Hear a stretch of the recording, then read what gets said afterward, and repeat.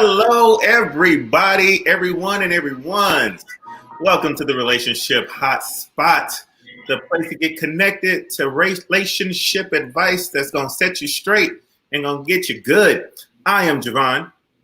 And I am Chastity Michelle. You look good, girl. And I had to show up and show out since we talking about ghosting and stuff. I had to just, in case a couple of my ghosters then decided to join.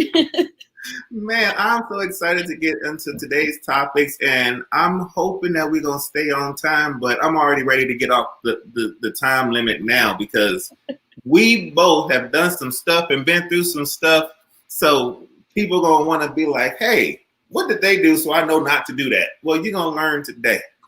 But before we get into all that, can you please read for them the email address where they can send their questions and comments? I don't know which one that is. It is RHS. Oh, that part that's strolling down there. Yeah, my bad. That I set you up real good for. Okay, RHS at idreammedia.live. And where can they call? 404-981-6060. Or 903-636-3893. What about on Facebook and Instagram and Twitter? What are those? Relationship Hotspot at Relationship Hotspot. And then if they want to hear the podcast, where do they go? Anchor.fm/idream. All of that. Now that we have got the preliminaries out of the way, I am ready to really get into today's topic. Wait a minute. Are we toasted? Is that what we're doing? This is one of those that you gotta have something for it, okay? What you sipping on tonight, Miss Michelle? It's a little mixture of Hennessy with a little bit of pineapple juice and a dab of strawberry daiquiri mix. Nice. I've got this extra rum, which I had for the first time when I was in Punta Cana. And I didn't know that you could just steal all the wine out of the hotel. But had I known then what I know now, you would have took it all, huh? They wouldn't have been nothing left on the ocean. Okay. Would have got all of it. Out. Now, I'm also going to let people know that you are going to, every once in a while, during today's show, see our guest come through. And we had the opportunity this morning to speak to Miss Gugu Atkins. She's the sister of Mary. I call her the sister of Shantae because that's my friend. But what did you think of our conversation this morning with Miss Gugu? I thought it was wonderful. I actually think that she had some good little eye openers to think about when it comes to, just women wanting the communication part from men and understanding the struggles of men and like them communicating that to another woman. Like she kind of opened my eyes a little bit on that. I'm going to be honest. We're going to show you guys highlights of that conversation. And then we're also going to have the expanded interview available later on, but we're going to give you just a couple of snippets from it today. But again, we've got some hot topics, and I think we're just going to start right off the bat. Isn't that what's on our list for today? We're starting off right off the bat. Start off the bat. Let's go. Well, then, I think that we're going to talk a little bit about ghosting. So let's go ahead and get it out there now. Have you ever ghosted? Have I ever ghosted? I believe I have. I believe I played Casper a couple of times. The conversation just wasn't going the way I wanted to. I wasn't getting the vibes, and I just stopped answering phone calls and text messages. I believe that I have ghosted before. And hey, Erica, Ms. Warren, how you doing? Thanks for tuning in. I have definitely ghosted before, but I'm going to tell you the reason why I ghosted, and then you can let me know if it's right or wrong. And I will take all responses. So if you think that what I did was right and it was a significant reason to ghost, you can let me know. And if you don't think it was, then let me know as well. So here's the situation. So me and this young lady get together, right? I have to sip on this one too. And we were talking back and forth for a little while. We went out on a couple of dates or whatever. And then we were finally, in the biblical terms, we got to know each other. We begat, if you will. And then after we begat, she said, and I quote something similar to this. She said, I hate to ask you this, but I could really use like a couple $100s because I got to pay my rent. And I normally wouldn't do this, but like I really need a couple $100. And I said, oh, now here's the thing. I don't pay rent. It's just something, I don't pay rent and car notes. Now, if you want a meal, I got you. But rent and car notes, I don't do. I don't care if you've been for 6 months, I don't pay rent and car notes. So I said, ooh, I don't know about that. And then I dropped her off, and then I never called her back. Now, I don't think that I was wrong. Do you think that I was wrong? No, I mean, not if that's how you get down. But I also believe that she probably wasn't going to call you or text you back either. I was never going to get that couple $100 back. Yeah, I don't think she was. I don't think. Yeah, like I don't see nothing wrong with that. Like I'm not. I think there's a timeline before you can expect a man to go to those extremes. Mm-hmm. And it depends on your relationship. I mean, it's a difference. Like I don't expect a man to pay my bills. So yeah, like the moment it gets to a place, because I've been one of them girls who tricked off on a dude thinking that was going to keep him. But now I'm at the point, like, when I feel like I got to pay for stuff, yeah, you're not. And I mean dinners. I mean, I'm not paying for a dinner. I mean, don't get me wrong. It's good to go 50-50 in a relationship, sometimes take your man out. But when you're talking just getting to know each other, been on a couple of dates, and I think 6 months is still early because you're still kind of knowing each other because you got to get out of that honeymoon phase. So I think 6 months, like before a year ago. It wasn't even 6 months. It was like 6 weeks. Now, no, I would have ghosted.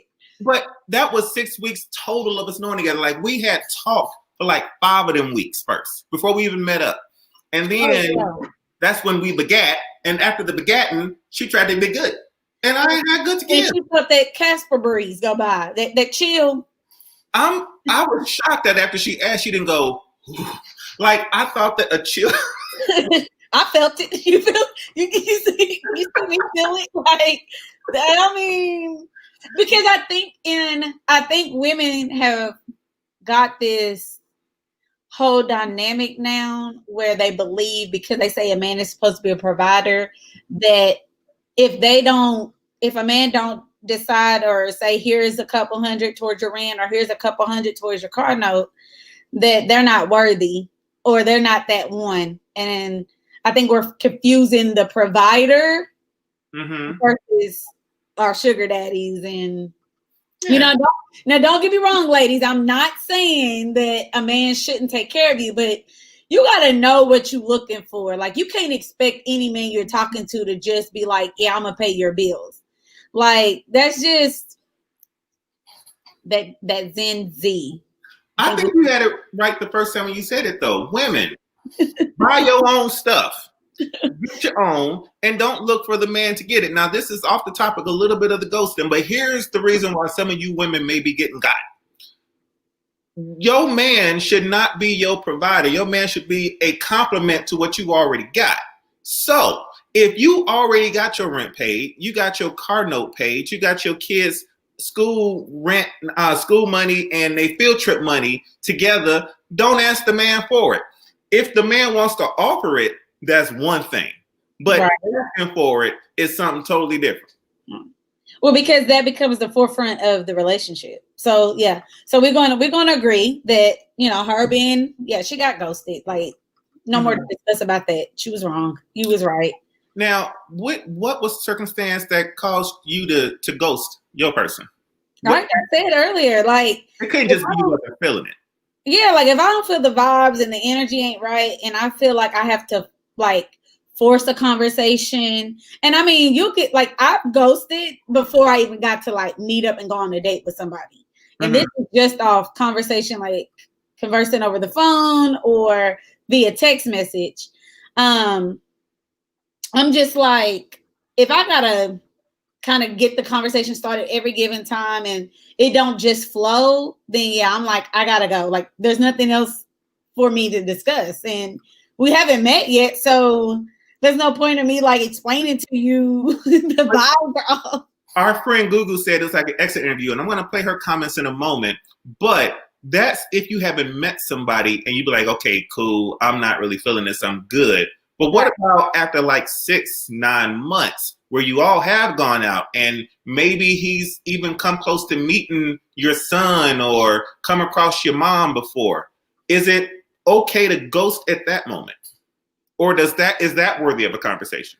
That's generally like, no, I don't ghost at that time because I feel like as an adult, we should then at that point, we talking 9 months in, almost a year, then we should be able to at least have a conversation of this ain't going nowhere or this ain't what I'm looking for or whatever it may be of why it just isn't going any further. I think you should be able to have conversations then. But if we're going to talk about have I been ghosted, then yeah, like, and it has been around that time frame, things are going good and in my eyes, and I felt the breeze, Did you feel the breeze coming though when you did get ghosted? No. The time that I've gotten ghosted, I didn't feel the breeze either. And I be thinking back like, did I miss the sign? And we're gonna talk about signs later, but did I miss the moment where they were like, listen, this isn't going well? I never got that. It was just a gone. And where the blue starts turning green, and you like, wait a minute, am I blocked? What the? Right. Now, you talked about like 6 months. So is there a ghosting period? Like, is there a time period to where like after, not before 3 months, but after 6 months, like something like that?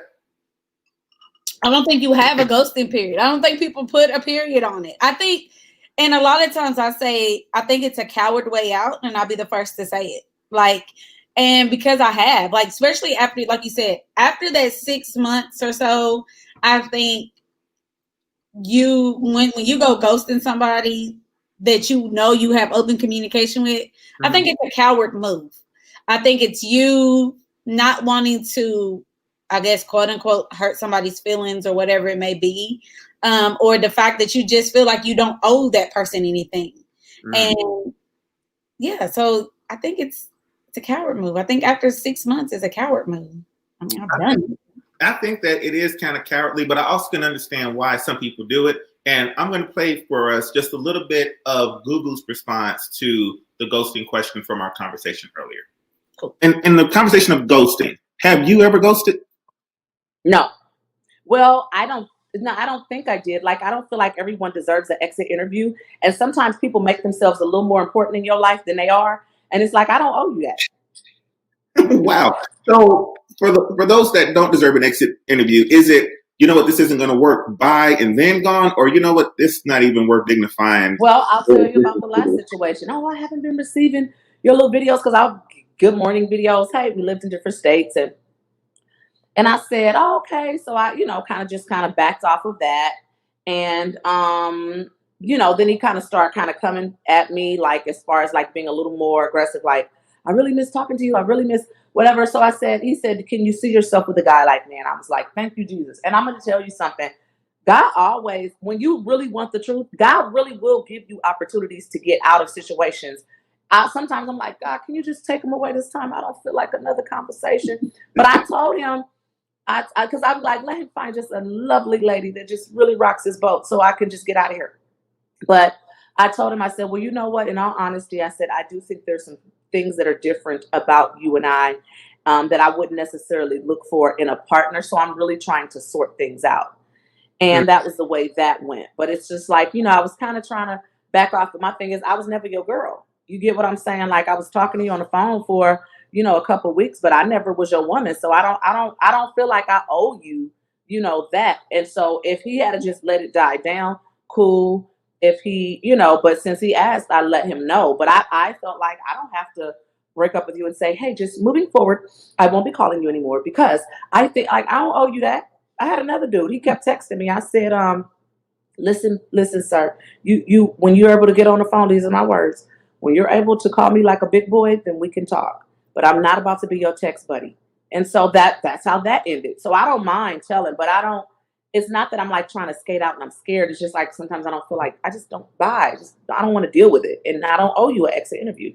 In those situations, though, I think that exit interviews, or at least guys try to get exit interviews because they're trying to fix whatever was the issue. Absolutely. The separation. And I don't know if women really do stuff like that.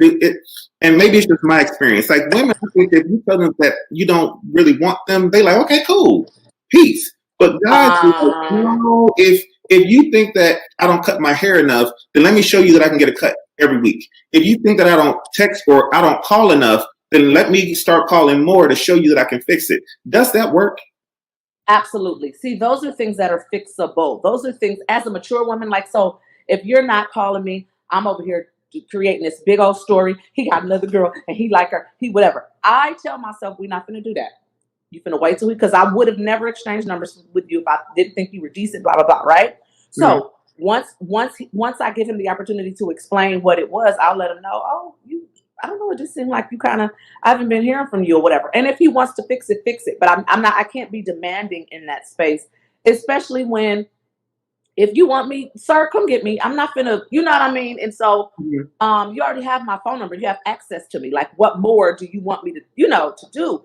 But I will have the conversation. But for me, those aren't reasons why I have decided to walk with. When I can tell I can't have a conversation with you, when I just think like the person that you are does not fit the person that I am. It's not anything that you're doing. There was a gentleman that I was talking to. We talked for 5-6 months and we were off for 5 months and then we're back on for like 3 or 4 months. And that's the one that ghosted me. But that gentleman was he was just kind of felt like unmotivated to date and to court or whatever. And I mean, if anybody knows anything about me, y'all know I'm social. I like to go out. I like to have fun. I like to whatever. He didn't do any of that, And so I would try to tell him like, hey, can we go do so-and-so? I mean, I like to go hiking. You know what I'm saying? Let's go hiking. Let's do something. But he would never want to do anything. I would invite him. He wouldn't come. And so I'm just like, I can't do this. And so in my opinion, that's too small. Like I let that go on a little longer because I was like, he's a good dude. You know what I mean? But I just felt like really, he just bored me to tears. And so it was probably good. Yeah. And I was just like, sometimes as the woman, you may be the person that has to initiate blah, blah, blah. But when I initiated it, it still didn't happen. Then it started, oh, that costs money. And it doesn't. I was just like, okay, bye-bye. Because I can't change my life to a boring life because that's what you want. Now that part right there messed me up, which brings me, because we're going to come back to ghosting, but it takes me to our second hot topic about space. Put some time into these transitions. You did. So talking about space, and the conversation about space is this. Have you ever told somebody I need space and then been given space and then said, you know what, I like it when they in my space and actually come back? Or is I need space just a better way of ending a relationship instead of ghosting? For me, I think I use that as like, I didn't per se use the words I need space, but I was like, I need time to work on myself. Mm-hmm. And that was my ending. Did you take the time to work on yourself? I actually jumped into another situation. Of course you did. Well, that was what I used, but I also feel like once you give space, like I've learned that like once a relationship has space, and this is just my past, once you get space, you do find yourself, or you find something else that entertains you that you no longer come back. But I've also heard stories where people have took space from each other and it made them come back and make their relationship way stronger than when they ever began from the beginning. Mm-hmm. So I'm a person that when you say I need space, I take it as we about to go our separate ways and I'm gonna live life. Now, if God decides in the future that we may cross paths again, then so be it. But in the meantime, Chastity is just going to keep pushing. I think that my problem, honestly, is that I don't know hints very well. And I think that that's the part that's going to just hinder me throughout my entire life. If you say I need space, I need to find myself, I'm going to be like, okay, take these couple of weeks and then let me come back because we had such a good thing going on. And like, I really want to try to keep this thing going on. And I think that honestly, it's just like, dude, I need you to go. And I think that I would just appreciate it better if I just heard, dude, I need you to go, instead of, can you give me space? Because of the fact that I hear so many stories of couples that have gotten back together once some space was given, because of the fact that they were toxic around each other and they needed to grow separately and then they come back. Why can't that just be what you want instead of the... Well, because it also depends. Like for my situation, I think I was given signs off before I even sent the message that I just needed to work on myself. Like I think I started to pull away. Like when he would ask me to go or come and meet him somewhere, I'd be like, nah, I'm good. When I used to be like, yeah, I'll be on my way. You know what I'm saying? Like I started to pull away way before then. And I think that when you're talking about two people who are in a relationship and they're toxic, and they know they're toxic, and it may be because of something they're personally dealing with.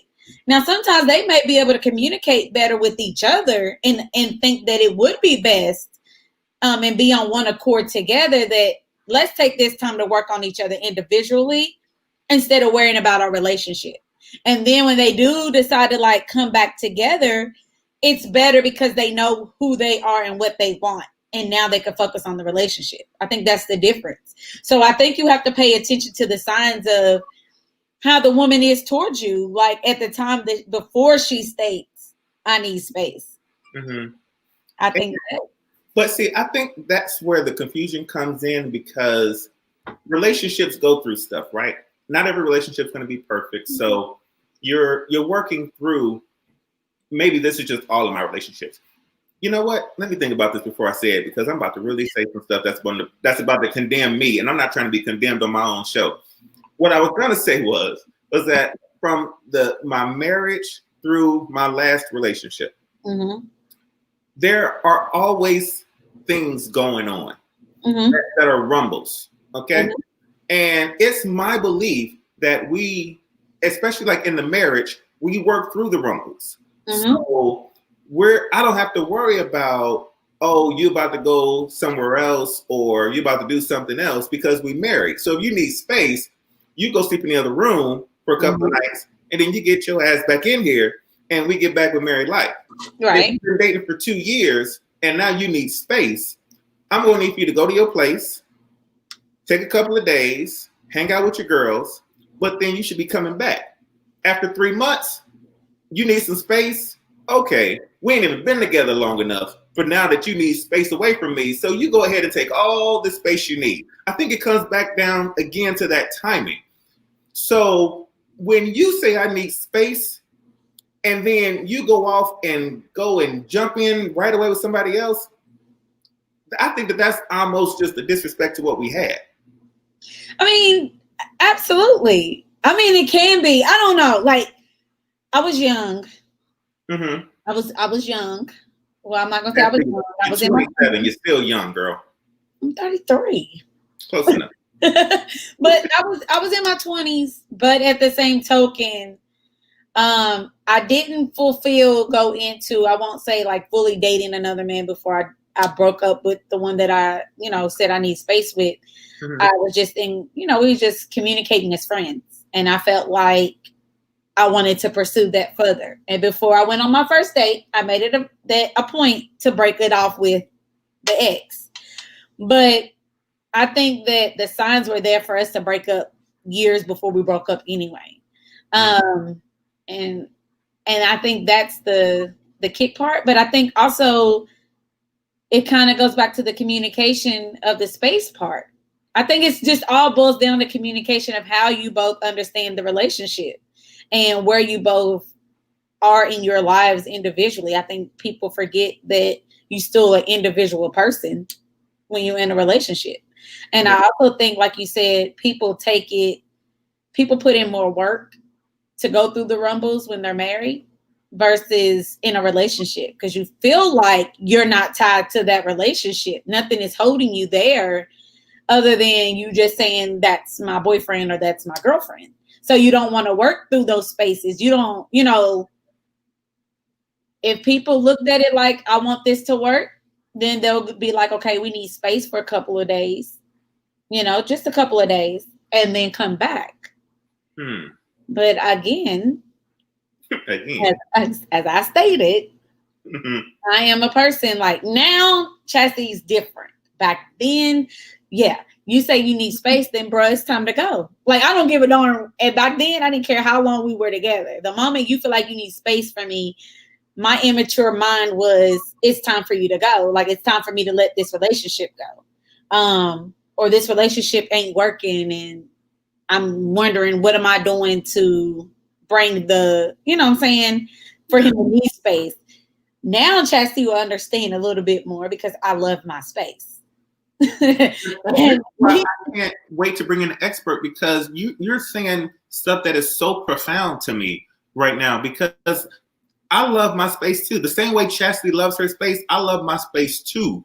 But I also like those moments of having somebody part of my space, So then once I welcome you into my space, and once I've been in your space, I'm expecting that it takes a little bit more for us to separate out of that space than just a flare up here or there, Yeah.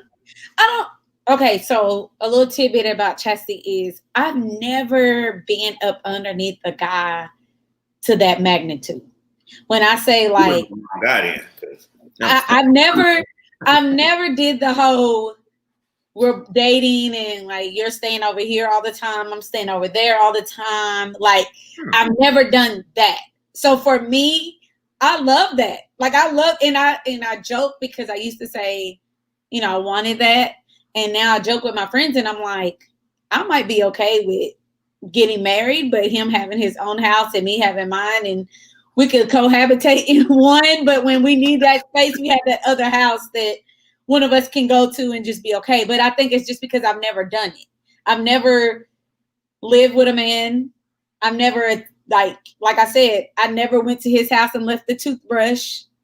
Never. So know that I'm staying. I didn't have a sock drawer. He's never had a sock drawer over here. Like, none of that. Have you tried to get it and they just didn't give it to you, or tried to give it and they didn't receive it, or is it not your thing? I mean, there was one that I wanted it, but you didn't accidentally leave the toothbrush by accident, and then he came and gave it back to you. No, I just thought that it was almost, and I think you might show the clip later. I think something Google said earlier today it was that part of, I pretty much assumed that he knew, you know what I'm saying? Like me thinking, oh, this is how I feel, so you have to feel this way. And I'm, coming over, you're coming over, you're staying, but then we're getting up to go our merry way the next day. And it just never got to the point where I felt comfortable to leave my toothbrush. Like, one of my homegirls was like, you got to leave the toothbrush and let him know you ready. Like, that's where you want to go. But I never did it. So spaces, I don't know. I would love to see what it's like before I can say what the space is for me. Do you think that, so wait, what's your sign? I know I just caught you in mid-sip. Gemini. So really, there was one part of you that wanted to stay and the other part of you that wanted to go. That's a Gemini joke. That's what you come here for, ladies and gentlemen. That's why you're here. So that's so silly. So I do want to talk about signs, and I'm going to start off, and I don't have a clip. Well, I have a clip that I want to show of Gugu talking about signs, and I want us to get into our own discussion about signs, and not signs that the relationship is ending, but your astrological sign and how it relates to maybe some of the ghosting and some of the needing space and some other things. So here's Gugu talking about signs. No. I believe that there's some consistencies with signs and stuff like that. So I'm not one of those people that, oh, that's witchcraft. I do think there's some consistencies, but I don't study it. I study the word and I study people. Do you believe that following signs and the astrological chart can hinder you in a relationship? Absolutely. I think following anything other than what that person is showing you can hinder you. It's okay if you get a little backstory on what it could be, but there's nothing like the present. There's nothing like what you're experiencing live and in person with this, with this person that you're getting to know. So I'm not going to rely on anything but what God is allowing me to see, and let my discernment, pray for discernment. And that's about it. But no, because I just feel like you can limit people, you can limit yourself. and you can kind of misjudge sometimes. You know what I mean? You could be off a little bit because you're lining it up with this astrological whatever, and that ain't the Bible. So, I feel like it's cool to have a little backstory, but no, don't. He's going to do this today, and no, I don't believe in all that. But Google, you date 4 cancers in a row, and all of the cancers are all sensitive. You don't see the next person coming up as a cancer. Hey, we're going to cancer and going, ooh, these cancers are sensitive though. Cancers are very sensitive, and then they turn into cancer when they get sensitive. So I totally understand that. So I mean, I'm not saying that I kind of know that. I mean, that I don't know. I'm not saying that I don't know that and take it into consideration. But each person is different. So okay, here's what my sign says. I'm going to put up on the screen. I'm a Cancer, and on your pattern, which is thepattern.com, it says you're a romantic and often approach relationships as you hope they could be. You may look for fulfillment in someone else, fantasizing, that's that 10-year Illinois State University education, fantasizing that they'll come along and save you. It can be hard for you to see your partners clearly, leading to codependent or even toxic situations. Learn to create boundaries and find some distance and protect from your partners. It goes on to say, your power can be overwhelming for some people. What's natural for you can seem like too much for others. At times, the energy you bring can act as a catalyst, potentially provoking repressed fears or extreme feelings in others. You might also have a secretive side, preferring to keep your plans and desires to yourself. Chastity, I'm going to put yours up on the screen. Do you mind reading yours real quick? Sure. Let's see what this education did for me. Talk about it. All right. It says you're a romantic and often approach relationships as you hope they could be. You may look for fulfillment in someone else, fantasizing that they'll come along and save you. It can be hard for you to see your partners clearly, leading to codependent or even toxic situations. Learn to create boundaries and find some distance and protection from your partners. Ours was kind of similar today. Ours was kind of similar today. Do you believe that yours is accurate about yourself? I believe that it was accurate about Chastity 2-3 years ago. I don't believe it's accurate about Chastity today, though. That's that Gemini in you again, huh? Another Gemini. So it was accurate to you. So when you go into a situation, do you ask what their sign is? No. But see, so the sign thing wasn't it wasn't a part of who I was prior to me moving to Georgia. So like I live, I'm Kentucky breed, but I didn't pay attention to it. Like I knew I was a Gemini, I knew what my mom was, I knew what my dad was, but I didn't look into it as far as relationship goes until I moved down here. And recently, like in the last 5 years, I started really looking into it. And so what made you start looking really into it? Everybody that I'm cool with looks into it. So I have no choice but to look into it. I'm almost like Gugu, like I look into it, but I'm still, in my word. But at the same token, it's intriguing to see because sometimes certain things do speak to me on the pattern when it comes to my headspace and where I'm at. And one thing that stuck out with my pattern today was, I was looking for relationships to save me, which I think was the wrong approach when it came to relationships. Like I was looking for them to come in and save a part of me that I felt like that's where he was supposed to come in at. But however, I realized that I can save myself. Right. Hello. So I stopped. That's why I said I stopped. Like I stopped. I think I told you this the other day. Like I've been single for 2 years. When I say single, like I probably went on 2 dates in the last 2 years. And that was only because I wanted to find chastity. Like I felt like I wasn't I want a God-fearing man. And I wasn't a God-fearing woman. Like I knew God. I grew up in the church, but I wasn't God-fearing. I wasn't that Proverbs woman that I wanted to be. So I took this 2 years to focus on me. And I realized that as long as I'm whole within myself, and I think you said this earlier, when that man comes along, then he's coming along to just add on to who I'm already am, So that's the only part I think that the pattern is wrong on, though. Other than that, I'm with it. I have posted on a couple of sites, especially some dating sites that I happen to know about. One of them is the Love Jones. I got a Love Jones. And I posted on there, and I got some interesting responses. I'm going to read some of them, and I just want to get your initial response to it. So, it's entertainment. Fun to see how close they are to real life. In the end, people do what they want.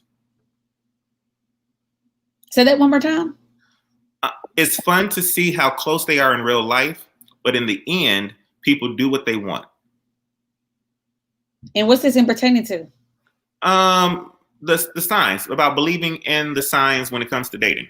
So yeah, I believe that. Like you can, yeah. People going to end up doing what they want anyway.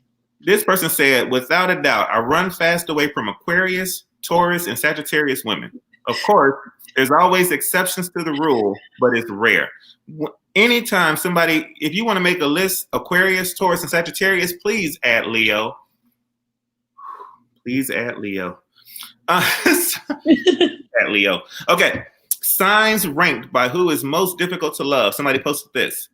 Aquarius being the most difficult, followed by Sagittarius, Capricorn, Gemini, Scorpio, Aries, Virgo, Libra, Taurus, Leo, Pisces, Cancer. With Cancer being the least difficult to love. Would you agree with that?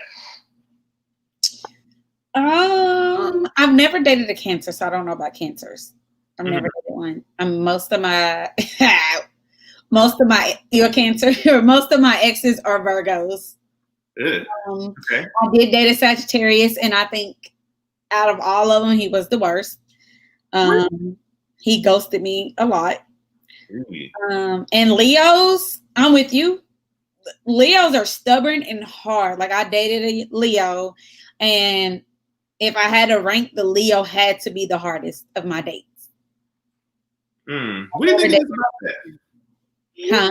What do you think it is about that? About like it? Because I just find it hard to believe that because they were born in the month of August at 7:55, that the moon rises on their Sagittarius and makes their Aquarius leap to a Capricorn. Like all of that stuff, like it's hard. I really do believe that people are just who they are and that they use their signs as an excuse almost, or as a crutch to lean on to just excuse away their behavior. And some people do, like, because a lot of people say with Geminis, they say like Geminis are crazy. They say that we have a split personality, and a lot of people use that as the excuse of, well, I was feeling my Gemini side today, or I'm a Gemini, so I'm off the chain. And I just don't think that that's the case, because I know a lot of Geminis that's totally opposite than me, and we're like a couple of days apart from each other, or and I know one that and we're totally different. Like I'm more outspoken, and I know some that's kind of like chill. Like, so to me, I just think that, like you said, it's the person, which is why I said, had I not moved to Georgia, I don't think I would have been into astrology as much as I am now. So I didn't look at it as I just looked at a person for who they were. But I do say that there is some truth to some of what they say, like defines that astrology, like that sign. Like Leos are very stubborn, and my best friend's a Leo, and she's very stubborn. But I've also dated a guy, I dated a Leo, and the stubbornness is, and the headstrong, like that's where we collided, because I'm somewhat stubborn too. So you're saying, okay, so I know that there are some things that can be off and can be different. Let me ask you this. Would you say that if you feel grounded and secure within yourself, then you may feel inspired, energized, and ready to take on what's next? But if you struggle embracing all the sides of your personality or expect a partner to fulfill you, then this period will force you to look within to find what's missing. Do you feel that that's accurate? Yeah. Do you feel, because I really dug into you because I was you did. I'm like, where did this stuff come from? Do you fear that rare and significant time for your creativity and inner grounding and how these qualities are linked to your relationships? Do you see that you may be looking to others to serve as inspiration, but this period will force you to find fulfillment and confidence within yourself instead of searching for it in someone else? No, because I'm not searching right now. You're not searching for no one. No, something else. It's important for you to understand that the qualities you're attracted to in a partner already exist within you. You should love and nurture what's inside of you rather than relying on another to do this for you. You believe that, don't you? I got one more. You don't got to answer that. Independent of a partner, you will be more capable and ready for a relationship if one does come along, and it's going to come along with a Cancer. You can feel the optimism growing inside of you as you build a sense of wholeness within. Touch your neighbor and say wholeness. Wholeness. Wholeness. We are going to be made whole because we have someone that's an expert and who's going to tell us that everything we said was right, or at least everything that I said was right. So we're going to bring on our expert, Shimona, right after we play this clip of the last season of the Relationship Hotspot. So let's talk about those communication, especially communication barriers between men and women. Like right here, silence. That's a barrier because one person wants to say something, the other person wants to say something, but they don't say anything. There's a gap there. I'm preaching today better than you responding. My pastor in Atlanta used to say that. Shout out to Pastor Marquise Boone. So, that communication is the core of everything. If you don't have communication, it makes the relationship somewhat questionable. And so when we communicate, women communicate to men, and men communicate to women, they actually communicate very different. I had a brother tell me when I was in business how when you tell a story to a man, you actually need to tell them the end of the story first and then go over the details, because they're waiting until the end of the story and their mind goes completely to thinking like, how can I fix this? How can I solve the story that she's saying? And so right there. I was listening to you and I was trying to figure out a way to solve your communication barrier issue. So here's the situation though. So I think though listening but that, not hearing. Yeah, well, I mean, I heard words and they were coming through and I was funneling them and I was trying to figure out how to fix your situation. So here's the situation that I see right now. I understand that women want to use all of their words, and I think that's the problem with communication. Women use way too many words. If I may talk about every single woman that I've ever dated, they all, including you, talk way too much. Listen, and my producer's sitting there nodding because he agrees with everything that I say right now. And not all men are like that, though. Yeah, they are. God, every last one. No, that is every not last true. Every last one.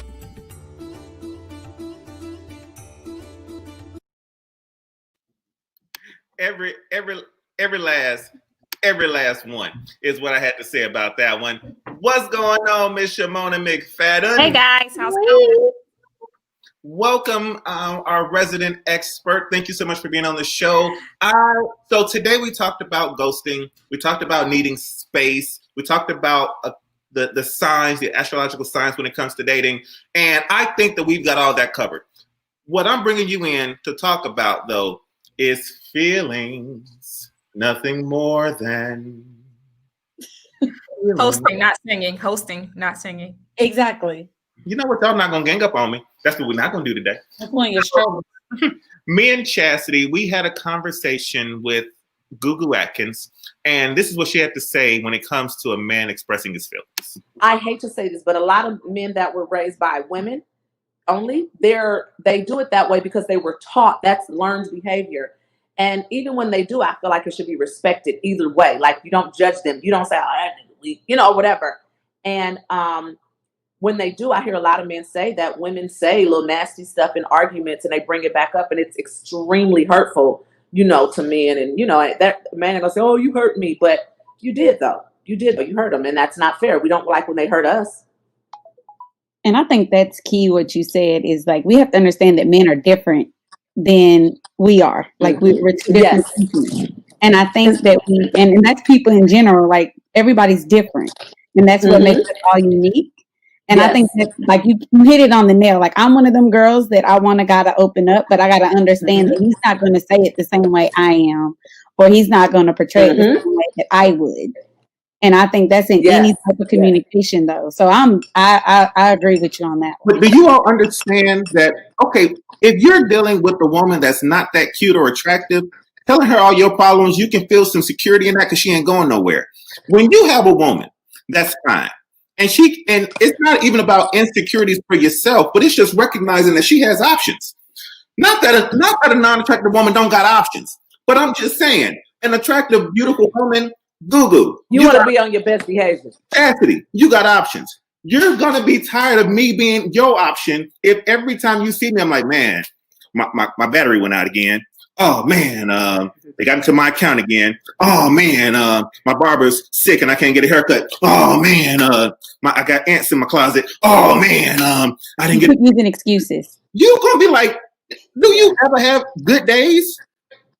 Yeah, I think that whole thing is a learned behavior. Like I'm pretty sure that person was probably raised with their mama only, or mama and grandmama. And a lot of times they were, and if you go and look at their mama and grandmama, they the same way.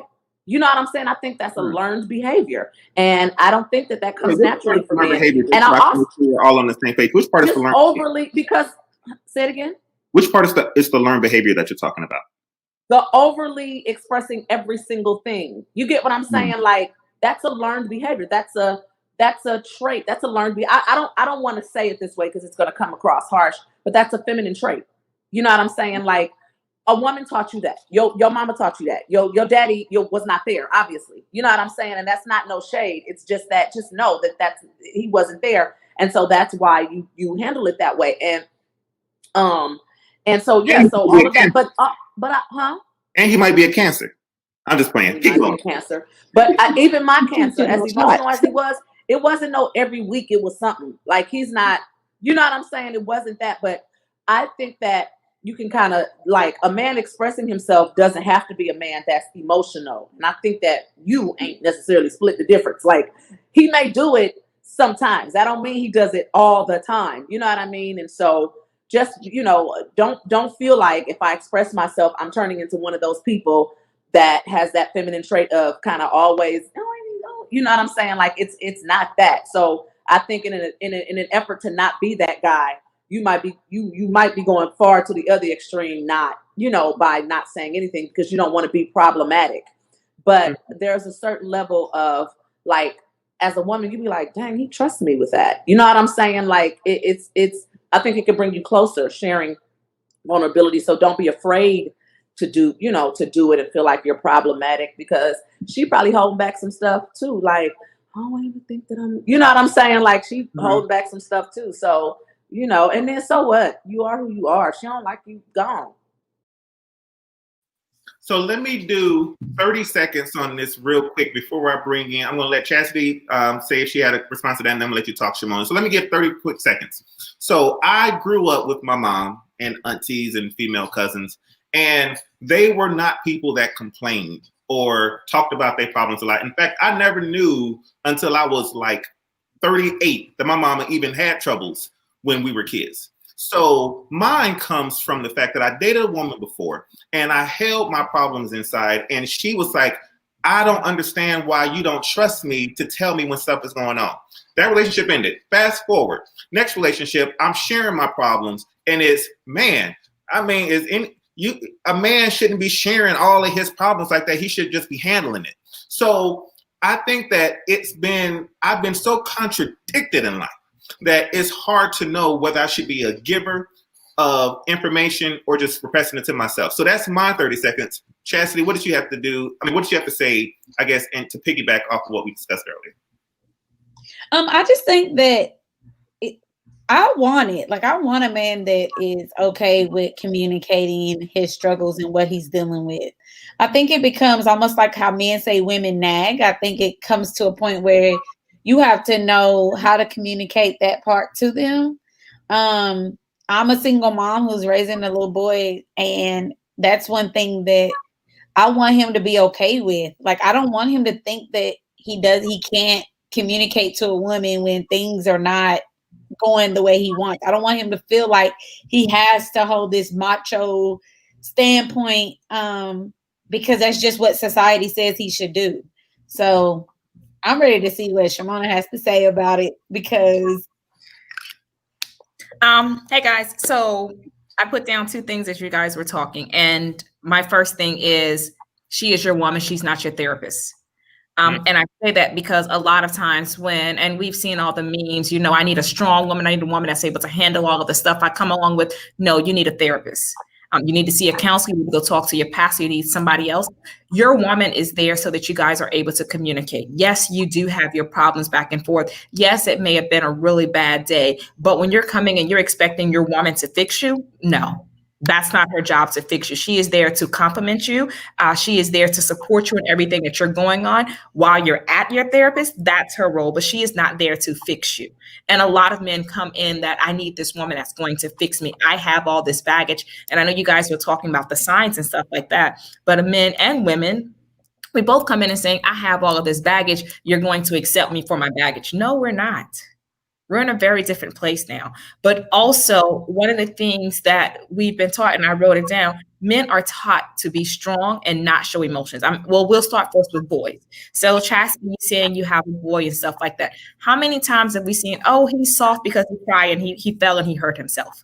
Oh, he's soft because, he may like the color pink or something like that. Oh, he's soft because, whatever it is. So men have not been taught how to share their emotions. mm-hmm. And so men have been taught to, I'm tough, I'm strong, I like blue, I don't want to go into dance or I don't want to, be into fashion or things like that. I must play football. How many moms have we seen that are at the little Pop Warner leagues that are pushing their boys to play the sports and stuff like that, to do the gender specific roles? But yet, when we get older, we're like, no, I want the soft man that's willing to talk to me. I want the man that's going to express his feelings to me. I want the man that we can sit down and we can drink wine and, we could really get in depth with. They haven't been taught that.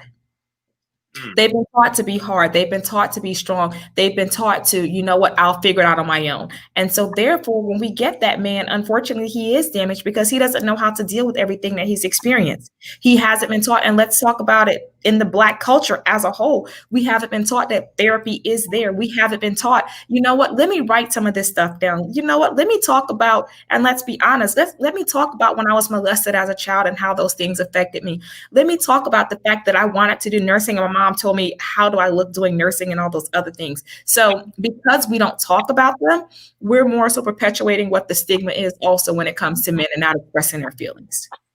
And that's like a key thing that me and one of my friends talked about. She's also a single mom, and that we discussed when it came to, she raised her son to be okay with expressing his emotions and his feelings, and knowing that it doesn't make him weak because he wants to cry, or it doesn't make him weak because he wants to express how he feels. And like you said, I think that the stigma in the Black culture is therapy is wrong, and it's not, because I'm a person who went to therapy, and I think that that's what helped me. Was I was able to talk to someone who knew nothing about my life, and they were able to pull things out of me that I didn't even realize I was suppressing. And I think that's a key thing for men and women. And I think for men, especially, like you said, that's been raised to, oh, you can't cry, or you can't show this emotion, and you have to do this, but your passion is in dance, or your passion, like you said, is in fashion. And if you're in fashion, then you're not a strong man. Mm-hmm. And I think that is the key part of it, is being able to just open up and express that to whoever. But because of the society that we are in right now, isn't it almost irresponsible so I have a son. Mm-hmm. And I want to make sure that my son has every advantage possible. Now, I have not taught my son to be walking around with his chest, all this and talking deep voice, because that's not what he sees from me regularly and naturally. So that's not going to be sustained with him. but am I not teaching him properly, or am I being negligent if, as his father, I'm not teaching him some of those stereotypical things about being a man? And if I'm just telling him, you know what, you just go ahead and just be free and do whatever you want to do, and the world can't judge you, when they really can. Absolutely. You're absolutely right. And I think I'm understanding what you're saying is that I think there's still a fine line in which we're raising our young men. And I say that because I wrote down, I think I'm saying it right. We raise our daughters and how does it go? And I forgot exactly what it is. Pretty much we make sure that our daughters are tough and strong, and we make sure our daughters, depend on no man. But as mothers, sometimes, when it comes to our boys, we're like, oh no, it's okay. We're so protective of our boys also in that case that we're not allowing them to go out. Put them on the football field, put them in dance, find out what it is that he wants to do. And as a parent, encourage that. When I'm dealing with a lot of my clients right now, particularly when we're talking about the men, and if we look at right now the homeless rate and stuff like that, it is significantly high amongst homosexual men and homosexual young boys at the age of, let's say, that 18 to at least 24, or that 16 to 24, because they're not accepted by their parents. So you have someone that's expressing themselves, but then it's not what the parent wants to hear. So therefore, I don't want to hear anything, and you're banished from my life. So as parents, we must be willing, and I don't have kids, but all my God kids and everybody else that I'm connected with, and just as a whole, we must be willing to listen and accept and understand what it is that our children are talking about. We must break, as we like to say, that generational gap. We must break the stereotypes in what's going on. You want to dance? Let him dance.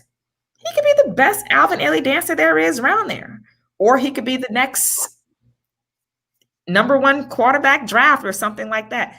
Who cares? But the whole point is that we're giving them an avenue. And even when it comes to the men that we're actually dating, are we encouraging them to have conversations? And I think you guys mentioned it earlier, when they do talk about, something that's affecting them. Oh, you soft. Oh, who cares? So as women, we must understand also that we're doing damage as well. If they've received that same thing growing up, now as their woman, we're doing the same thing. Again, I'm not saying that we are their therapists, but we are there to support them. So, Chastity, let me bring it to you. So let's say you and I are dating, and just let's be honest, it should have happened years ago. Javon. Wait, I'm sorry, I lose track easy. So, if there a fine line, because you said that you like hearing what's going on with your man and what he's going through. Is there a fine line of it though? So is there a threshold? Can I come to you when my account, a check comes through that wasn't supposed to come and I'm $1,000 short, just to talk about it, and that be okay? But then if my battery in my car is dead, I need to go get a jump, and I'm coming to you, man, Chastity, something else happened today. My car battery was dead when I went out to it. Like, do you want to hear everything as a woman that wants to hear stuff, or is there a threshold of, man, like, just give me the stuff that's at a 7 and higher? I just think that I think that I don't want to hear like all your problems. I just want you to know that it's okay for you to come and communicate to me when those key things that you can't work through, and you kind of need a little bit of your significant other support on. I think there's a difference, because I don't want to come to you with every little problem that I have either. Like, as a woman, I don't want to be like, hey babe, like, oh my God, I was on this phone call today and this lady said X, Y, and Z and she really irritated me. I don't want to come to you with stuff that holds no value. Like, it's there and it's done, and I'll figure it out from the backside. But I also think that, I want a man who knows that he can come to me. But again, like Shimona said, like, I don't want you to think I'm your therapist either. So I think the fine line is just, I don't know how to describe the fine line. Shimona, from a therapist or from an expert point of view, what is that fine line? You and this term expert, keep it going. So what you're saying to me really sounds like a normal conversation. if we're having, hey babe, how was your day? Oh, well, first off, and it could be, oh, today was just a really bad day. I had this check that hit and it was $1,000 short. I got to figure out what I'm going to do, or, darn, things just happening left and right. Then on top of that, I left and, my car battery died. Darn, what'd you get done? To me, that's a normal conversation. I don't view that as negativity. I don't view that as you complaining and maybe being your therapist. I just view that as you sharing. Now, when it comes that you have no positive perspective of life and that everything that you discuss is negative. Oh my goodness, it rained today. Oh my goodness, the sun came out. Oh my goodness, water is clear. Come on now. Yeah. Now, I think at that point, we need to know there's something deeper than just me and you and what you're going through. That's something now that we need to go ahead and, like I said, seek professional help.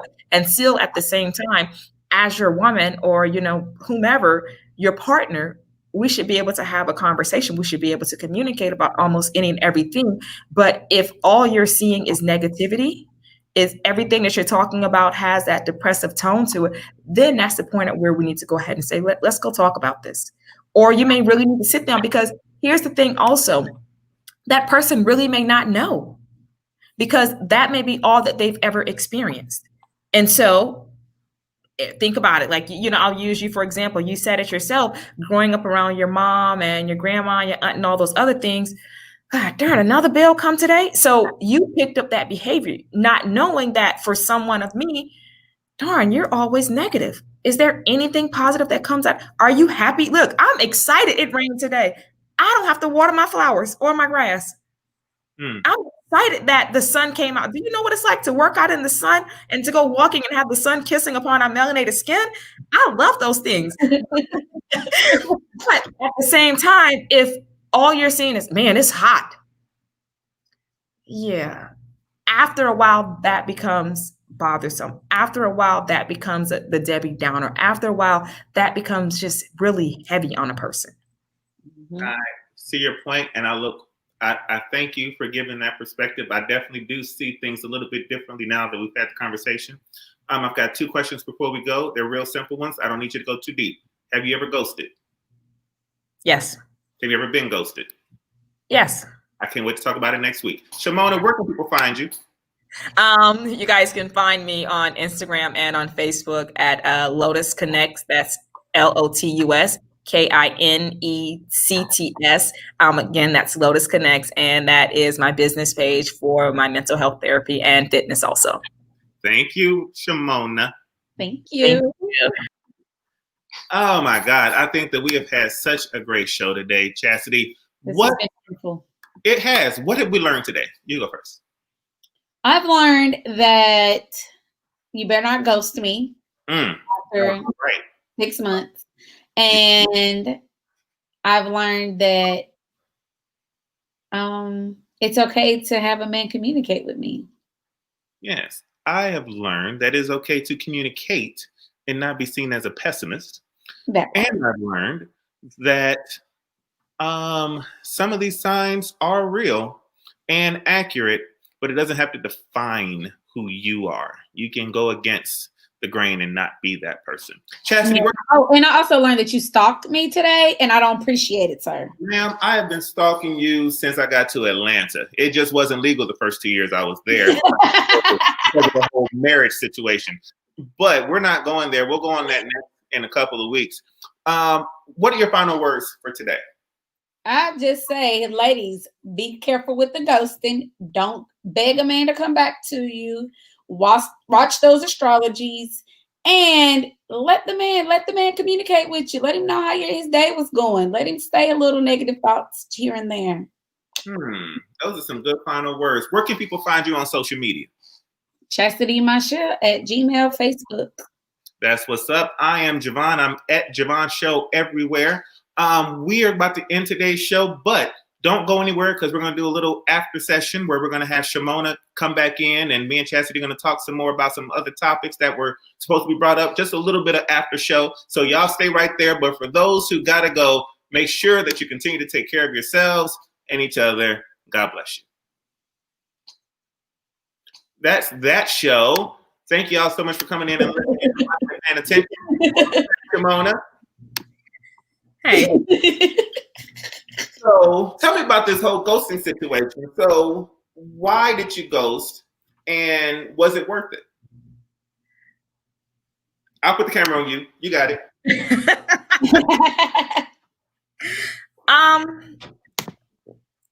Why did I ghost? Why did you ghost? Which what? No, I'm joking. Like, which one do I want to talk about? No, so I think that it really was, it just wasn't there. And you know how you're kind of like trying to tell the person like, okay,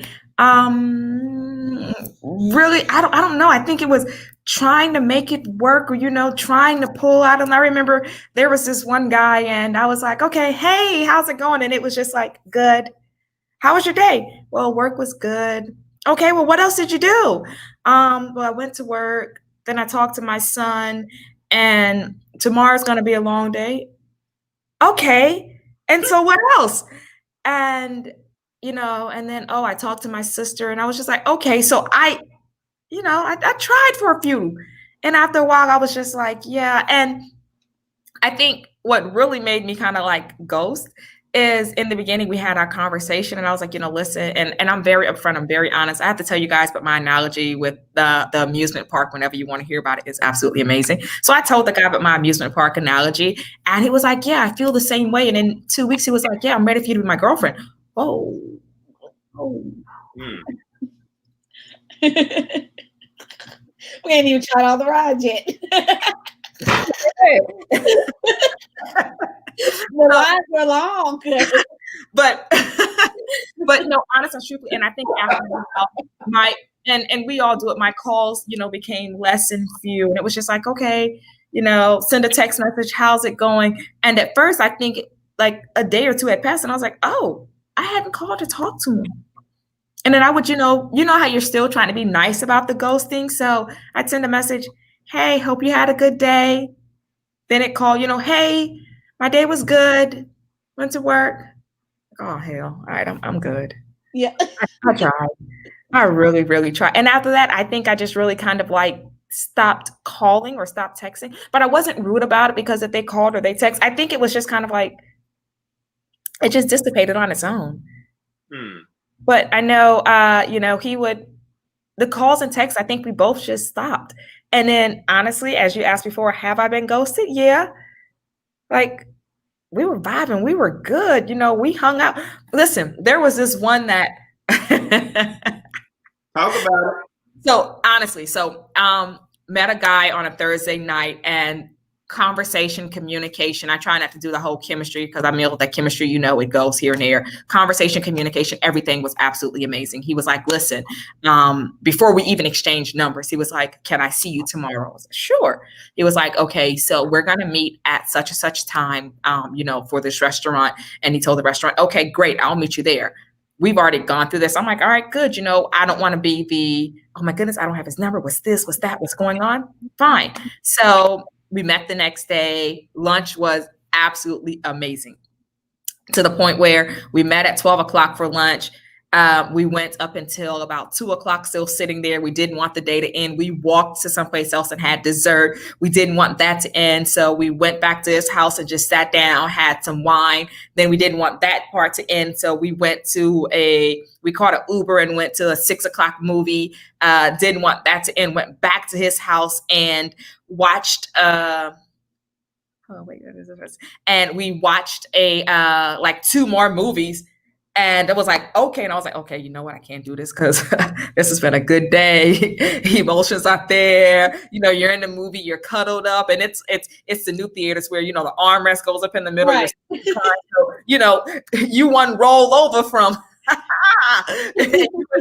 Listen, let's be honest. And so everything was good. And then after that, it was like, you know, well, hey, you know, can we meet up later on? I was like, okay, sure. And everything would be fine. And I wasn't one to, like, you know, now over anticipate. I wasn't one to I gotta talk to him today. But I'm like, listen, after the day we just had, bro, what up? Right. What what we doing?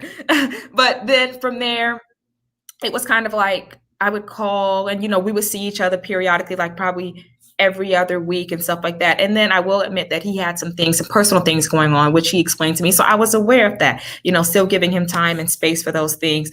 But then once he was kind of like, dealing with those things, hey, well, what's going on?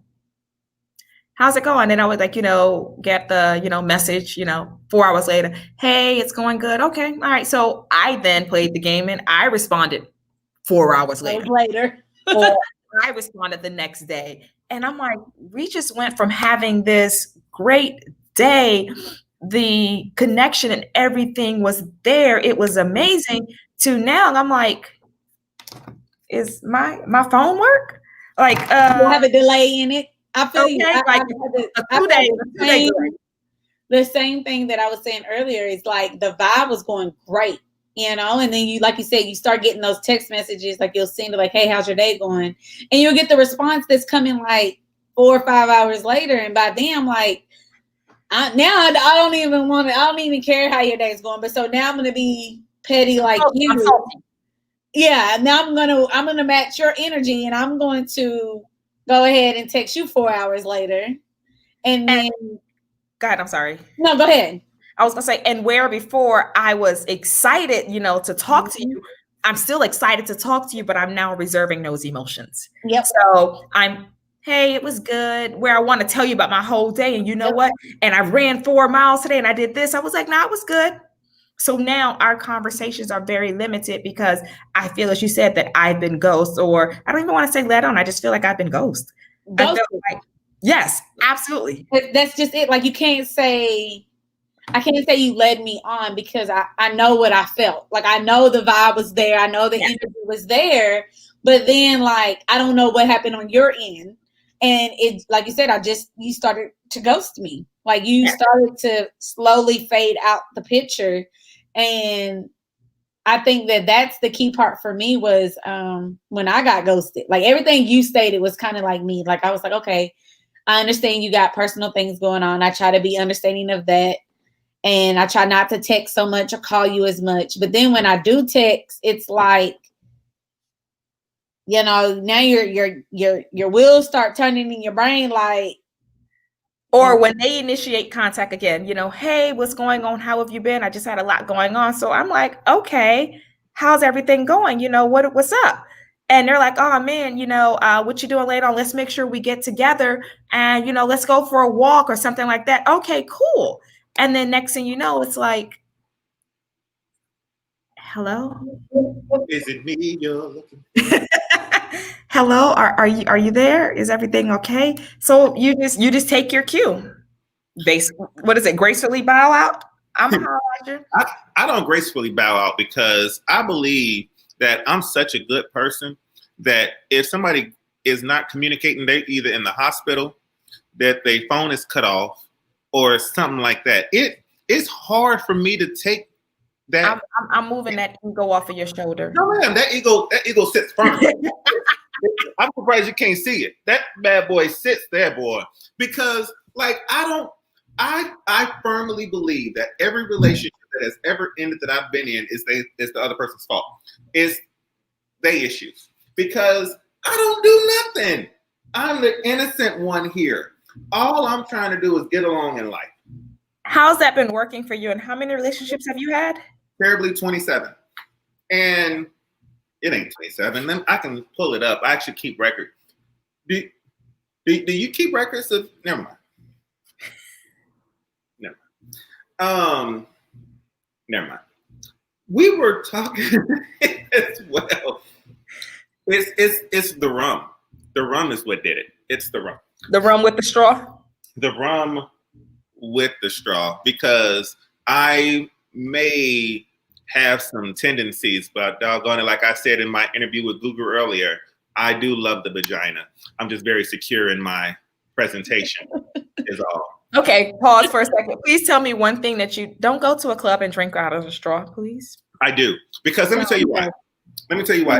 Chastity will tell you, I am so secure in who I am and why I am who I am that I don't care about the stereotypes. And I think that gets me in trouble, especially in relationships. But yes, I will go on a first date and I will get a martini or a Manhattan or whatever, feminine. I will find the fruitiest drink on the menu and will happily order 2 of them and sip my straw with my pinky out, because I don't believe in the male stereotypes. Because once I put it down on you, you ain't ever going to have a question about it.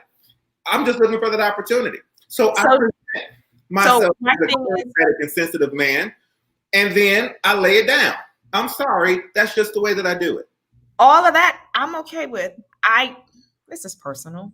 I just hate seeing a man at the club drinking with the straw, because he's trying to be cool and he's like, yeah, he's trying to find the straw, like yeah. search. So bro, just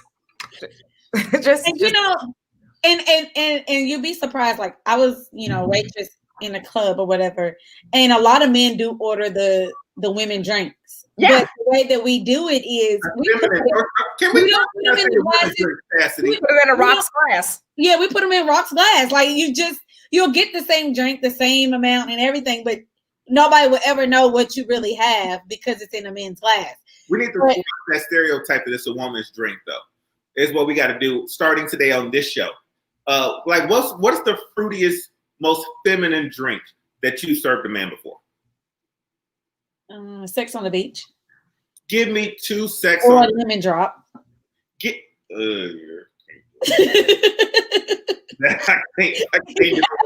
Because let me tell you what happens with a lemon drop. You take a lemon drop and it's like, yeah, come on. That's what you want. You're drinking out the straw already. You're drinking out the straw, so you already. What's the difference? There's no masculine way. You're already puckered. What's the difference? There is scientific evidence that there is no masculine way to sip on a lemon drop. That is just the crazy part about it is, Shimona, when you like showcasing how men be searching for the straw because they trying to be cool and not like find the straw and just but they try to make it so sexual that it's like it's not a turn on. Like that's not a turn on, bro. Like it's nothing about that makes me be like, yeah, I'm ready for you to take me home and do the next thing with that tongue, because no, you look slow looking for that straw. You're right. You give me some more advice, because I've been using that trick all before Corona. No, that's probably why you done got ghosted. Be looking for that straw. Can't never find it. That's why you got ghosted. That's terrible. And how has post-Corona been for you? For me? Mm-hmm. Oh, I've got no. It's a 0. Is that strong? How many people watch it? How many people don't watch? Let me think about this for a second. Post-Corona. Okay, if we're gonna do this, damn it, I've drank too much. I'm gonna be honest.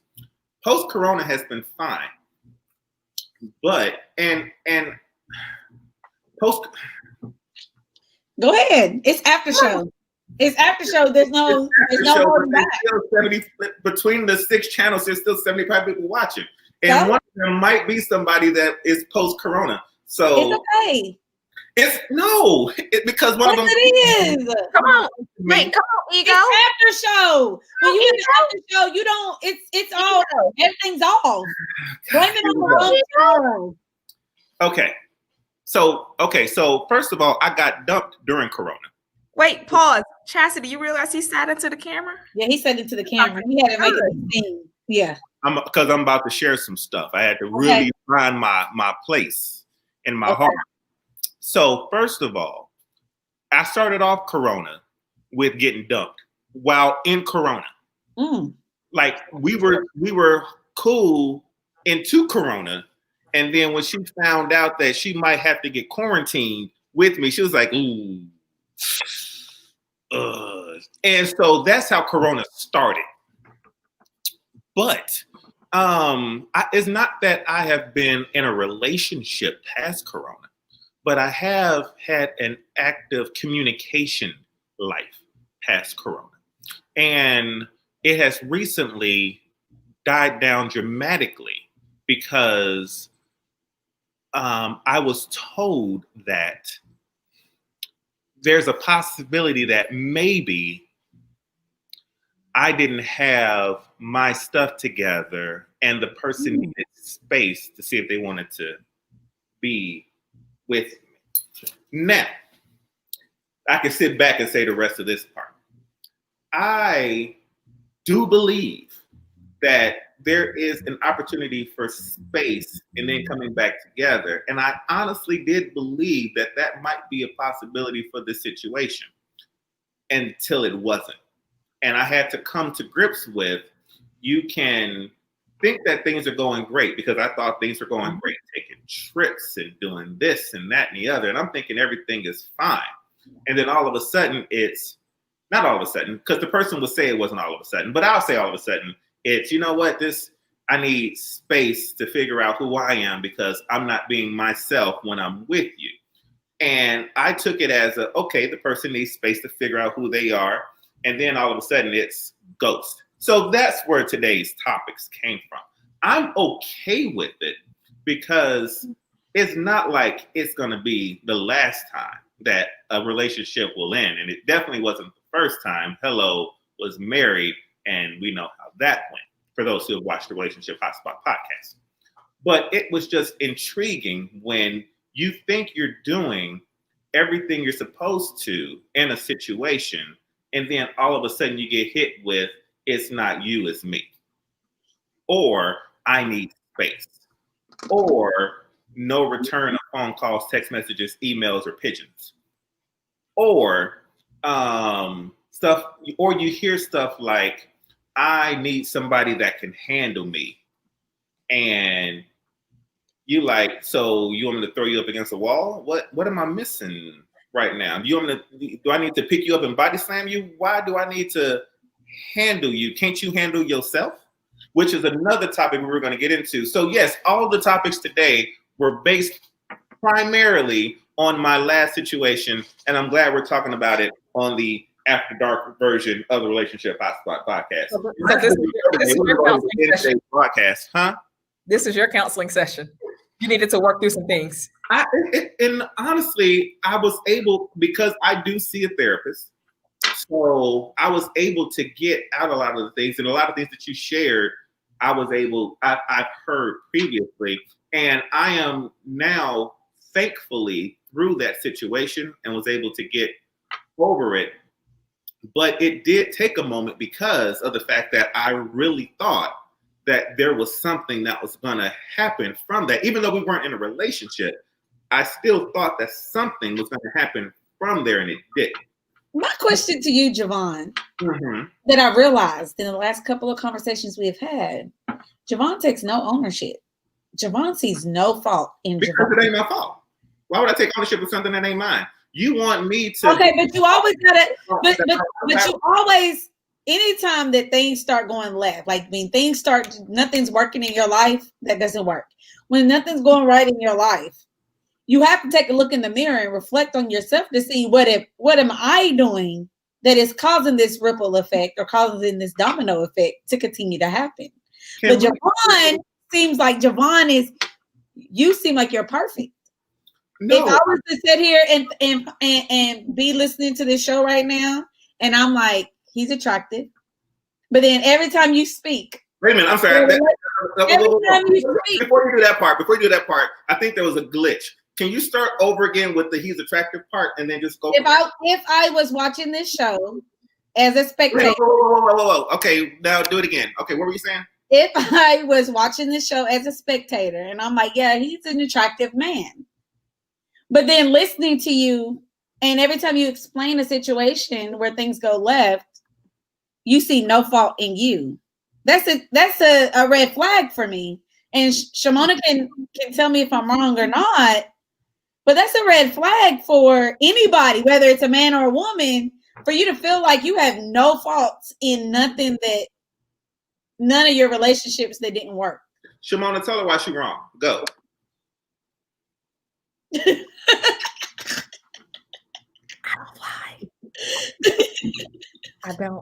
I I don't know. But no, I do have a question for you. So what you've said to me seems very different from ghosting. And the reason I say that is because based upon what this person is saying, I don't know the backstory of it, but it didn't just today we're perfect and everything is going great. And you guys said that you've been communicating pre-corona and everything else, pre the shutdown, all these other things. And all of a sudden one day it's just like an abrupt no. I'm not sure how yours went, but there had to have been some signs possibly for that person to say, you're not man enough, or I need you to get your stuff together. That didn't just come up. There had to have been conversations, and that person may not have come out and said it. It was like, hey, so what do you think about this? Or I'm just going to use, for example, I don't know. Let's go out to dinner. Well, I can't go out to dinner today because I don't have money. Okay, today is all right. Let's go out to dinner another day. Well, I can't go out because I don't have money. 3, I can't go out because I don't have money. After a while, okay, you need to get your stuff together. So I don't know what the conversation was before the, as you call it, ghosting, because for me, I'm like, that doesn't necessarily seem like ghosting. It seemed like there was some conversations that happened before that actions weren't taken. And after a while, that person decided, okay, I'm out. Okay, so the ghosting thing, I didn't mean to put that into the whole, into all of it. It wasn't all of the topics, but there was a ghost-like feeling once everything went down. But I will respond to Chastity's thing with this. I will say that for the persona for the show, I will always make sure that it's understood of how great that I am, because damn it, he's pretty awesome. But once the camera goes down, I will confess to have some issues. I definitely am not perfect, and I am also not looking for someone that is perfect. And I think that where my heart goes is trying to build with someone, and we try to become perfect together, where we balance each other out. So I know that I've got faults and flaws that need to be worked through, and I'm on a path to correct those.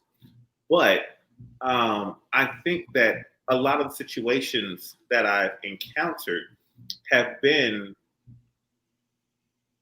as a result of maybe being with someone that wasn't strong enough to deal with some of the things that I've brought to the table. Can I give some examples? Yeah, give some examples on that one. So if you're someone that doesn't like going out to parties or to dinners, or being in social environments, and I invite you out to them, you have to say no. It's not my responsibility to police when you do and don't go places, where you do and don't go, when you do and don't go. So if I say, hey, do you want to go out to my friend's party? You have to say, no, I really don't feel like it. If I say, hey, I know that you have to do stuff this weekend to work, to pay your rent, but I want you to come out of town with me. It's your responsibility to say, no, I don't want to because I've got to take care of this. So me presenting something to you and you not being able to say no to it is not my fault. So then when you come back and say, I need to find myself because I do X, Y, and Z when I'm with you that's not like me, and I need to find myself, that's not my fault. So then I want to ask the question, but you already knew that person doesn't like going out. And are you trying to do other things in which you can do things together? So you're saying, and I understand, you're saying that hypothetically, you like to go out. That's not that person's thing. But if you're always offering the option of, hey, let's go out, are there other things? Are you taking into consideration that person may like to do walks on the beach? Are you wanting to do walks on the beach instead of it always being let's go out? But also if that person has already expressed that, hey, that's not my thing, I don't like clubs. After a while, I'm like, why are you asking me to do the same thing? And you know that's not my thing. So, nah, I don't want to go. Or even I'm just probably not going to respond. Down, Chastity, because it's not a thing to where it's all the time, though. Because I think that if I wasn't, if I was all the time saying, let's go out, let's go out, let's go out, that's one thing. But the fact that I personally don't like going out either. And so if I then invite you, because I don't ever want it to get back to, man, what, you don't want me around your friends? What, you don't ever take me out anywhere? We don't ever do nothing. Let me go ahead and make sure I throw out a couple of opportunities. And if you want to say no, then say no. That's where you take that on it, because I'm not going to put a gun to your head to do anything. I will offer a suggestion, and I will not be upset when you say no. Feel free to say no. So just go ahead, Chastity. I'm sorry. Your mic is muted. Sorry. The thing for me is, you and this straw, please stop. But the thing for me is that if I already expressed, like Shimona said, if I've already expressed that this is something that I don't like to do, and you bringing it up, then I am going to look at it like, are you listening to me when I tell you the type of things that I like to do? Now, let's be honest. Me going to a club is not the only way I can meet your friends. There's ways that we can set up for me to meet your friends without it being in a club setting, like golf. You know, like there's it wasn't a club setting, for the record, too. It was it was an outdoor patio situation to where it was birthday party. It's an invite, and again, and I preference stuff by feel free to say no, but this is what I'm about to do. You're welcome. Like, okay, so I want to know actually. So what happened then? So you asked the person to go out a few times, and they said no, or what did they do, or what didn't they do that you wanted them to do? No, but see, that's the thing. It was never about what I wanted them to do. It was, here's an invitation. Feel free to accept it or not. And when they did accept it, and we did go places, the person was in their shell, and they were still, cordial, but they weren't active. And so, and I was fine with not inviting them again once I saw that. But one of the things that came up in the exit interview, as we put it, was that I was putting them in a position to do things that they would otherwise not do. And I said, well, that's when you have the power to say no. Well, here's my thing, because I'm one of those people that I am outgoing around the people that I know. So when you put me in a situation where I'm outnumbered and I don't really know anybody but one other person, and that's you that I'm with, I am going to be like that person. I'm going to be in my shell. I'm going to be cordial. I'm going to be like, hey, how you doing? But I'm not that outgoing person to just run up and just have any given conversation with somebody. So to you, it may seem like I'm distant or I don't want to be here, but it's just I'm not that person who can go up and start that conversation, do that conversation starter. I have to be. So it's almost like, what did Javon do to make her feel comfortable to be in that setting around Javon's friends? Because I've been in that situation where a guy I was talking to invited me out to a picnic with him and his friends, and well, I ain't gonna say picnic, but a cookout with him and his friends, and I knew nobody but him. But at the same token, like, you introduced me, and then once you introduce me, you're off doing your own thing, and I'm sitting here with not knowing what to do. Forced to make small talk. You're forced, and it's not everybody is comfortable. Now I know people who can. I have some homegirls that can be put in them situations and go with it, but not everybody is like that. Right. And so that's why I say you have to ask yourself, what did you do to make that person feel comfortable? Because it's not that I wouldn't want to go back to a cookout with you and your friends, but you got to make me feel comfortable to the point to where I want to go back and get to know them or their women and build a bond so that we can do double dates or we can hang out more. But I never. But see, that's the other part too, though. I am cognizant of the situation and the person who I'm with. So if I was to take, for instance, let's just say, and I know that, you know, Chastity and Mr. Shimona, no offense, but if I was dating each of you, right? If I was to take Chastity somewhere, I would keep Chastity by my side. And I would make sure that where I went, she went until she was comfortable and started drifting off on her own. Because I recognize the person that she's with. I recognize who I'm with. If I'm with Shimona, I know Shimona's an outgoing person. She's going to go into a room and she's going to be, once she gets comfortable, boom, she's gone. Don't even wait for me to interview or introduce you to somebody. So if I bring Shimona, then I know once we get there and once she starts trailing off, boom, she's gone. Now I can do whatever I do and be comfortable that she's comfortable.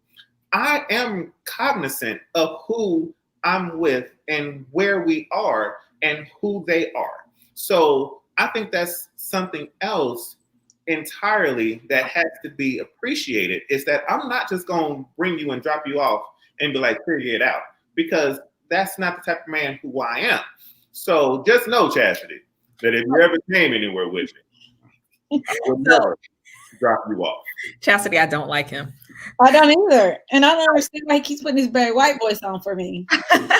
So what you said did bring a few points. You also have to look at, is that person comfortable being out in those settings? Because no matter the type of person you are, that you're making sure that you're taking them around, you're by their side.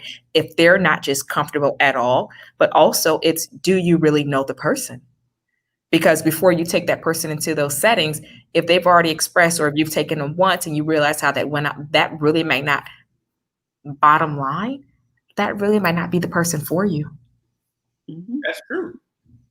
That's very true. And you have to come into grips with that. And thanks to my therapist, I have. But I will never say that whether it was the relationship or we weren't in a relationship, the one that ended right as Corona started, that I take my responsibility. Like for that one, I did not have my stuff together. I was still, Uber driving 80 hours a week and no steady income and real lackadaisical, nonchalant about life. And the person was rightfully tired of waiting for me to grow. So when the person said, you know what, this isn't going to work, and I see it now, I had to accept that and take my responsibility for that. And what I used to say was, why can't I worry about me and you worry about you? And I'm going to get my stuff together. It's taking me some time, but as long as it's not impacting you, what's the problem? And I realized that that's not really the way to look at it. And we don't want to build a man. But ain't nobody asking you to be here. Ain't nobody put a Lego in your hand. So I like that saying of how you feel about it. But at the end of the day, as women, we have this thing where we feel like we need to come to, we have our stuff together. For the most part, most women do. And I'll admit there's some of us that don't. But whenever we get that man, sometimes, let me start that over. Mm-hmm. I'm going to tell you, I had a girlfriend that came to me and she said, how do you define a grown man? And I had to stop and think about that. I said, And so I asked, what defines a grown man? It's not necessarily the age, because we have some that are 45 and 50 and still out here playing in the streets. Chastity like, oh. We have some that are out and they're still playing in the streets. But at the end of the day, it's, do you have your stuff together? And yes, there are men that are going through that transitional phase, but in understanding, like, you said, you've gone through a divorce, you're in that process of rebuilding, you're in that process of getting life back in one, maybe getting a different place to live, changing your jobs and so forth like that. But are you still handling your responsibilities? Are you still making sure that you're communicating those things? Or as you said, are you lackadaisical with it? Are you letting just the wind pass by, and whichever way the wind blows, that's where you're going with it? So before I even go there, I'll even ask that question. Are you that grown man? And not the grown man, and yeah, I'm grown. I could lay it down. I could drink out of a straw and do all. Now you see where he ain't drinking all that straw no more. But because Chastity told me to get rid of the straw. Do you have your stuff together? And if you don't, because I understand we all go through that transitional phase. You were in one job, you lost that job, you're X, Y, and Z now. But are you working towards getting something? Or are you just comfortable? Are you complacent in where you are? I mean, and it's somewhat like for me, and I think that's why I had to take the break on dating, is because we tend to want, as a woman, I was looking for a man who was all the way there, right? And I thought that I had to be all the way there before I could date, or before I was ready to be that person. as meaning, when I say all the way there, I mean financially, I mean spiritually, I mean all the things that a lot of people think is what you need, where you need to be in that space before you start dating. And I'm a woman that I'm a firm believer that I think you don't like for a woman looking for a man, and I ain't gonna say looking, but waiting for God to send my man to me. You better use your terminology. Yeah, let me change that. Waiting for God to send my man to me. I don't think that he has to be, your career, like your Absolutely. taking off. But at least if you know where you want to be and you're working towards that, I can respect more than you've been in a space of I don't know what I'm doing, but I'm just doing this to get by. And that just doing this just to get by is where the roads get rocky for me, because I can't be there for somebody who's just doing something to get by, because that you may get tired of doing something just to get by. But why not? What does his career, if he's not asking you for money, then how does him working through while he figures it out affect you in such a negative way? Because I'm not dating just to date. I'm dating looking for a husband, and I want to work towards that. So for me, if I'm a woman who I'm working towards that and I'm building myself to be the woman that my husband needs me to be, then I'm looking for a man who's building himself to be the man that his wife needs him to be. But don't you want to catch him at the ground level in that building phase? Don't you? You don't want don't you want to be part of a building process instead of getting something that's ready made? But you gotta be off that foundation by now, because I'm off the foundation. I'm not saying. Go ahead. I'm sorry. Come on. No, go ahead. You just said it yourself. You're building, you're already working towards something, but your initial comment was, I'm just chilling, I'm hanging out X, Y, and Z. So that goes back to that piece again, that we all go through our transitions. We're not looking for, and if we can find them, let them knock on the door. But but we all go through that transitional phase. And are you in that transitional phase to say, you know what, listen, I'm trying to do this, I'm trying to do that. But also for women, and I'll speak personally, I look at some of the projects I built and I'm like, girl, you did great. I built some great men for some other women. And it's going in with the understanding that, you know what, I understand that you're at ground zero. I'm here to help you out. I'm here X, Y, and Z. But if I'm the one that's constantly leading you to grow, that's another child. That's a child that I haven't birthed that I'm taking care of. But are you taking the initiative on your own to say, these are the things that I want? This is how I'm trying to better my life. This is what I want to make sure that I have for my wife.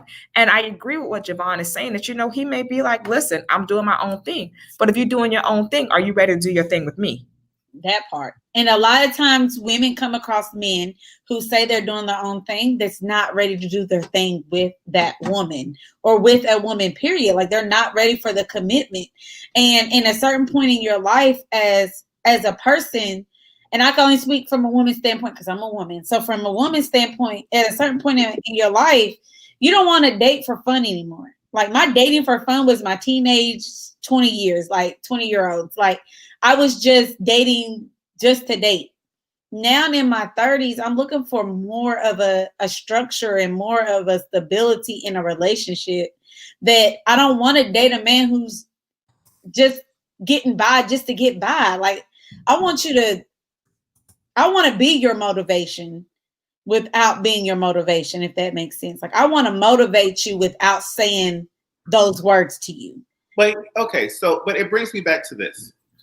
So refill. Yes, you that's why I had to go on pause. So here's my question. Let's say me and you are dating, Chastity, because I like using that as an example just to understand where we at.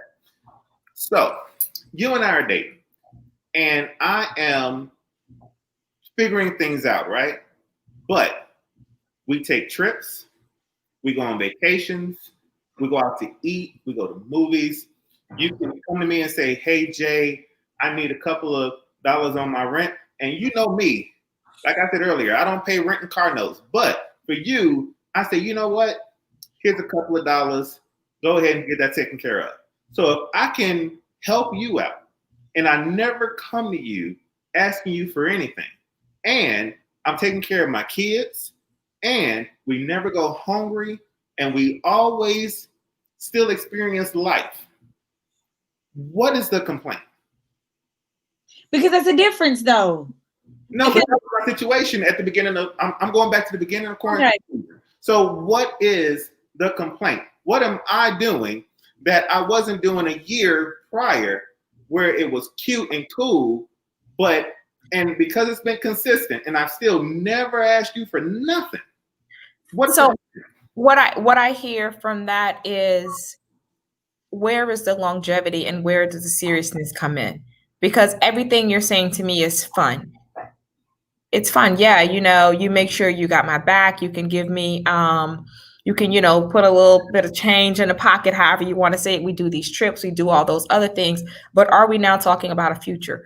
Or getting back to it, and you said yourself, there are some things you still need to work out. What are those things? Because I'm looking at it, if you could spend all this money and do these trips, we can go out to eat, you could put some money on the rent, pay a car payment, and all those other things. There's obviously something else that you have not worked out. Or there's obviously some kind of level of maturity that still has not happened. And keeping in mind, as we were going back before, there are a lot of men, successful men that have money and can say, boo, don't worry about it. Here's $1,000. I got you that new purse, X, Y, and Z. But are we able to sit down and talk about our feelings? Are we able to sit down and have an honest conversation, or is it fun? And we all had fun with each and every example that you give. Say again? You're making me sound like an even better man. I need you to keep sharing all these examples of things that need to happen so that I can stay chastity. Hey.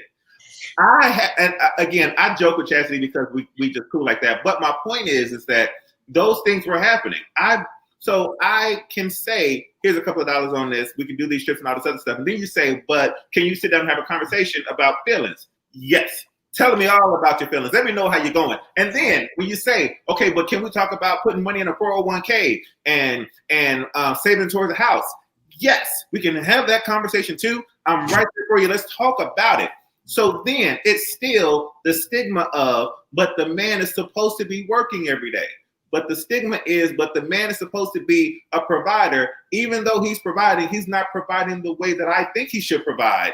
Thus we have a problem. And thus I have a problem, because now, again, if business is being handled, what's the problem? You want to say something, Chastity? Go right ahead.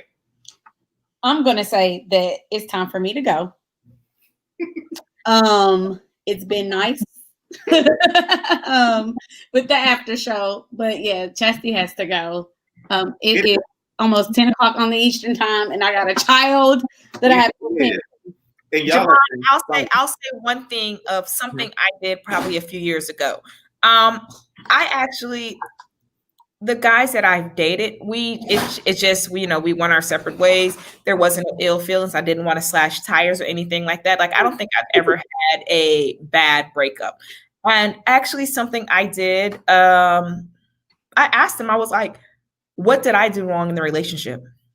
Where did I go wrong? What I could have done? And I did that primarily because I wanted to check myself. I know that my poop stinks. I need to be told that my poop. I need to know that, hey, Mona, you don't have it all together. And for me, those were things that I was able to work on for the next relationship and make sure that that mentality that I had. And some of them said, you know what, for where you were and for what you were looking for, I couldn't give that to you right then and there. I wasn't that type of man that you needed right then and there. Or, you know what, you did X, Y, and Z. And I accepted those things. And then I learned to, make adjustments for the next time. And speaking of making adjustments for the next time, we're going to have to bring you on at like the 30-minute mark, because I really appreciate these conversations and I look forward to them going deeper and stronger. And I can't wait to see what we talk about next week. One more time, Mona, where do they find you? Lotus Connect on Instagram and Facebook. That's LOTUSKINECTS, Lotus Connects. Chastity, where do they find you? Chastity Michelle, right there at the bottom of the screen on Instagram and Facebook. And then, of course, your boy at Javon Show everywhere. Follow me, see me, come at me, let me know what I did wrong, and tell me everything that I did right, because it's going to be more of those than the latter.